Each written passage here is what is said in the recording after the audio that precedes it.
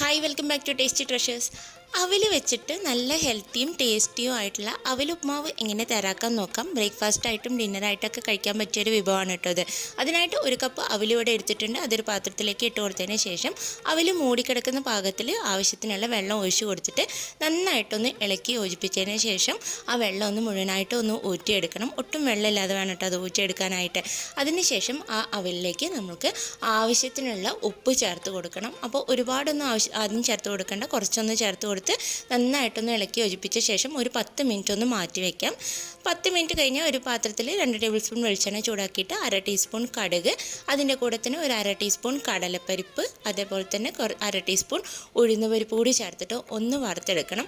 ആ കടലപ്പരിപ്പും അതേപോലെ തന്നെ ഉഴുന്നൊക്കെ ഒന്ന് കളർ മാറി വരുമ്പോൾ ഇതിലേക്ക് 1 ടീസ്പൂൺ നിലക്കടല, പച്ച നിലക്കടലയാണ് കേട്ടോ ചേർത്ത് കൊടുത്തിരിക്കുന്നത്. അതുകൂടി ചേർത്തിട്ട് ഒന്ന് വറുത്തെടുക്കാം. ആ നിലക്കടല ചേർക്കുമ്പോൾ ഒരു പ്രത്യേക ടേസ്റ്റാണ് ഈ ഒരു ഉപ്മാവിന്.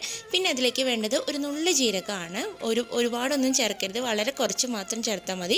എന്നിട്ടൊന്ന് ചൂടാക്കിയതിന് ശേഷം കുറച്ച് കറിവേപ്പില കൂടി ചേർത്തിട്ട് ഒന്ന് ഇളക്കി കൊടുക്കണം. അപ്പോൾ കറിവേപ്പില ഒന്ന് ചൂടാക്കി എടുത്തതിന് ശേഷം ഇനി ഇതിലേക്ക് വേണ്ടത് അരിഞ്ഞു വെച്ചിരിക്കുന്ന ഇഞ്ചി പച്ചമുളകാണ്. അത് നിങ്ങൾക്ക് ആവശ്യത്തിനനുസരിച്ച് എടുക്കാം. ഇഞ്ചി ഒരു ചെറിയ കഷ്ണം മതി, പച്ചമുളക് 1-2 നോക്കിയിട്ട് എടുത്താൽ മതി.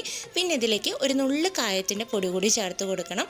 അതുകൂടി ചേർത്ത് നന്നായിട്ടൊന്ന് ഇളക്കി യോജിപ്പിച്ചതിന് ശേഷം ഇതിലേക്ക് ഒരു നുള്ളു മഞ്ഞൾപ്പൊടി, ജസ്റ്റ് ഒരു കളറിന് വേണ്ടിയിട്ടാണ്, അതും കൂടി ചേർത്തിട്ട് ഒന്ന് ചൂടാക്കി എടുക്കാം. ഇനി ഇതിലേക്ക് വേണ്ടത് സവാള ചെറുതാക്കി അരിഞ്ഞു വെച്ചതാണ്. ഇതിവിടെ ഒരു ചെറിയ കഷ്ണം സവാള മാത്രമേ എടുത്തിട്ടുള്ളൂ കേട്ടോ. അതുകൂടി ചേർത്തതിന് ശേഷം ഒന്ന് വഴറ്റിയെടുക്കണം. സവാള ഒരുപാട് അങ്ങനെ കളറ് മാറുന്നവരെ ഒന്നും വഴറ്റിയെടുക്കേണ്ട ആവശ്യമില്ല, ജസ്റ്റ് ഒന്ന് വഴറ്റിയെടുത്താൽ മതി. ഇനി ഇതിലേക്ക് ആവശ്യമായിട്ടുള്ള ഒരു നുള്ളു ഉപ്പ് കൂടി ചേർത്ത് കൊടുത്തിട്ടുണ്ട്. അപ്പോൾ പ്രത്യേകം ശ്രദ്ധിക്കണം, നമ്മൾ നേരത്തെ അവിലും ഉപ്പ് ചേർത്തിട്ടുണ്ടായിരുന്നു.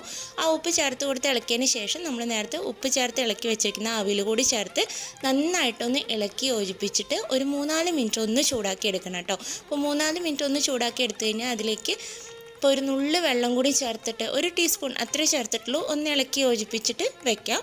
അതിന് ശേഷം ഇതിലേക്ക് കുറച്ച് മല്ലിയില ചെറുതാക്കി അരിഞ്ഞത് ചേർത്തിട്ട് പിന്നെ വേണ്ടത് കുറച്ച് നാളികേരം ചിരകിയതാണ്. ഒരു ടീസ്പൂൺ 2 ടീസ്പൂൺ അത്രേ ആവശ്യമുള്ളൂ, ഒരുപാടൊന്നും വേണ്ട. അതുകൂടി ചേർത്ത് കൊടുത്ത് നന്നായിട്ടൊന്ന് ഇളക്കി യോജിപ്പിച്ചിട്ട് ഫ്ലെയിം ഓഫ് ചെയ്യാം. ഫ്ലെയിം ഓഫ് ചെയ്യുന്നതിന് തൊട്ട് മുമ്പായിട്ട് ചെറിയൊരു പുളി കിട്ടാൻ വേണ്ടിയിട്ട് 1 ടീസ്പൂൺ നാരങ്ങ കൂടി ചേർത്ത് കൊടുക്കുന്നുണ്ട് കേട്ടോ. 1 ടീസ്പൂൺ മാത്രം മതി. അത് ചേർത്തൊന്ന് ഇളക്കി കൊടുത്തു കഴിഞ്ഞാൽ അപ്പം തന്നെ ഫ്ലെയിം ഓഫ് ചെയ്യണം, പിന്നീട് ചൂടാക്കേണ്ട ആവശ്യമില്ല. അപ്പം നമ്മൾ ടേസ്റ്റി ആയിട്ടുള്ള അതേപോലെ തന്നെ ഹെൽത്തിയും ആയിട്ടുള്ള അവലുപ്മാവ് ഇവിടെ റെഡി ആയിട്ടുണ്ട്. കുട്ടികൾക്കായാലും വലിയവർക്കായാലും ഒരുപോലെ ബ്രേക്ക്ഫാസ്റ്റിനും ഡിന്നറിനും അല്ലെങ്കിൽ സ്നാക്സ് ആയിട്ട് കൂടി കഴിക്കാൻ പറ്റുന്ന ഒരു വിഭവമാണ്. അപ്പോൾ എല്ലാവരും ഒന്ന് ട്രൈ ചെയ്ത് നോക്കൂ. എന്നിട്ട് നിങ്ങളുടെ അഭിപ്രായങ്ങൾ അറിയിക്കൂ. വീണ്ടും കാണാം. താങ്ക്